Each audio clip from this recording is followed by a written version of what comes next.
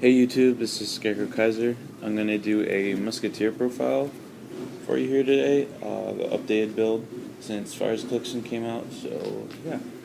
So I'm going to get started with the grade 3 lineup. As we've always had with Musketeers, I'm still running Cecilia because she's so consistently good. She's like the deck's main engine, or she does what the deck needs to do, the engine of it, of trading off a card, thinning out the deck, optimizing the field, getting down to only triggers.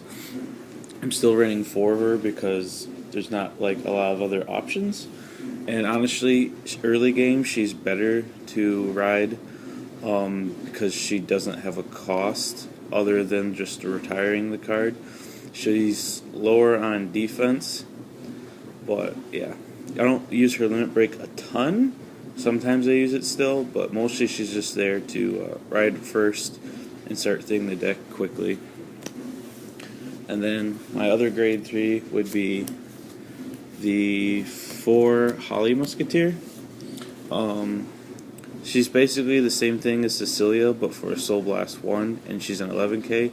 She has a limit break where she can get a crit when you call something for Counter Blast 1, but I really don't like that skill. It's kind of bad, to be honest, because she doesn't get a power boost out of it, she just gets the crit. And a crit without power to back it up is usually pointless. And in a deck that's so counterblast heavy, I don't think you should usually waste the counterblast on that crit that's not even going to put any real pressure on the opponent. So yeah, she's basically just like backup Cecilia that has a higher cost but more defense. For the grade 2 lineup, got 3 Augusto, our 12k attacker. I'm not running 4 because I need the deck to be faster, and while he's a great attacker, he doesn't speed up the deck's engine. So then I have 4 Cavants. As I just said, he speeds up the deck's engine of thinning it and optimizing the field. So that's why I'm still running 4 of him. He's pretty good. And then last, my favorite Musketeer, the White Rose, the damage unflipper. This is one of the best things that ever happened to this deck. This card is really, really fantastic. Then for the grade 1 lineup, I'm doing 2 Mina, our self-damaging unit, and really she's only here because there isn't much of a better option. I mean, she's okay. She helps sometimes you put shuffle a trigger back in the deck, but she's a 6k, and I would say probably half the time you use her effect you put a trigger in the damage zone, so you're not really doing anything advantageous. Then we got our 4 Antonio, our perfect guard. Not much more to say on that. It's a perfect guard. Then we have our 4 Ruth, our 10k grade 1. This card is so good in this deck because the fact that she's either an attacker or a 10k attacker or 7k booster, it helps so much when you're swapping out your field and optimizing it. She's just so versatile and really good in this deck. I would definitely play 4 of her. And then our last grade 1 is our 4 Rebecca, our grade 1 version of Cavant. Not much more to say. Very good, very consistent, speeds up the deck. And then for our starter, I am using the Maiden. She works really well. I wasn't playing her for a while. I was still using Broccoli, and I started trying her out, and she works, in my opinion, much better.